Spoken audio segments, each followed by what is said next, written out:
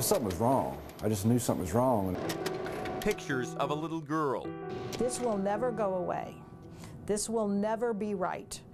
Whose childhood was anything but normal. It was an emotion-filled investigation. Now a young woman, she's searching for the pieces that make up the timeline of her life, missing for so many years. I'm Dr. Hibbert. So nice to It's meet not you. nice to meet you, sweetheart. From the doctor who treated her.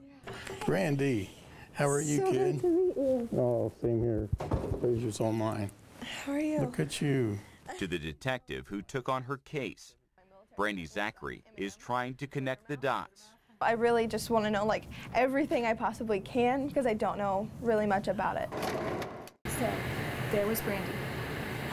Wow. Pictures taken at Riley Hospital in 1995 after Brandy was taken out of her home. I can't believe that was me. I'm nothing. And you actually weighed what a 4.5 or 5-month-old baby should have weighed when you were 2.5. Wow. That's how skinny you were. Just 14 pounds at 2 years, 7 months old.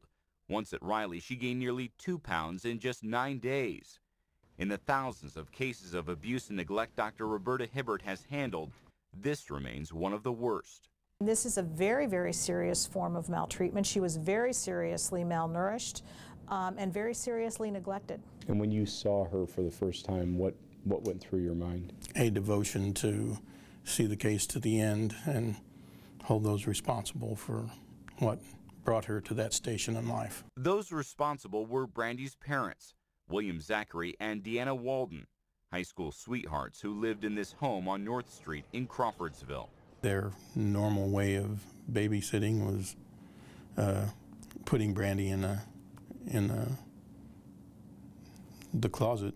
A filthy, locked closet. Along with an older brother, they were placed in portable cribs, the mattresses covered in garbage bags. At 2.5, Brandy couldn't walk or talk.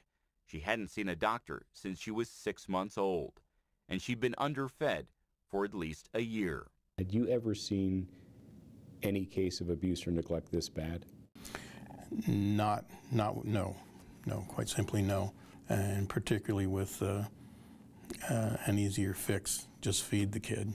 Her parents worked opposing day and night shifts. While they slept, one during the day, the other at night, they put the children in the closet so they wouldn't run free. When I read their excuses, like I laughed. I know that sounds strange, but I laughed because I was like, those are the worst excuses I think I've ever heard.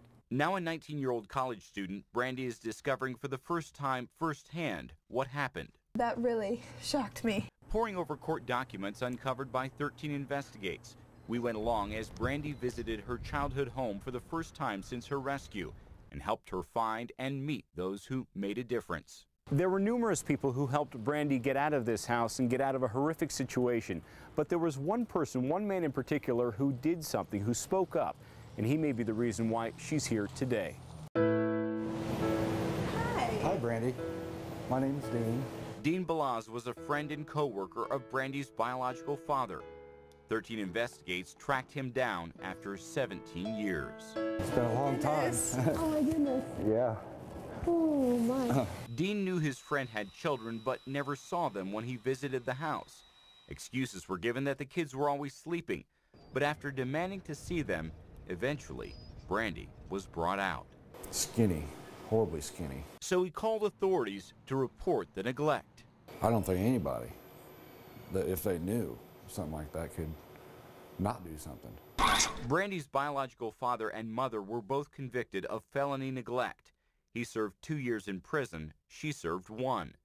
Brandy hasn't had contact with him since she was a toddler. But even after it all, their daughter harbors no anger. God did this for a reason, and so now I'm here to try to share my story and help other children. That's why he made sure that it happened to me. He knew I could live through it. Live and thrive. At more than a dozen foster homes, she celebrated Christmas and Easter. There were Halloween costumes, birthday parties, her first bicycle. She was adopted, gained a new last name, and positive attitude. After graduating high school with honors, she's now majoring in psychology, hoping to help children in need. I think there just needs to be more people out there like him that are willing to take that risk if they think something bad is going on. It means the world to me to meet you. Means what? Same here. So glad to meet you. Brandy is not just achieving now, she is excelling. She'll finish an undergraduate degree in just 2 years, this while being legally blind, a lingering effect of the neglect she endured. She and her brother were adopted and grew up together. Reporting abuse can be done anonymously. If you have any hesitation about making that call, just think of Brandy. Jeremy Brilliant, Channel 13 Eyewitness News.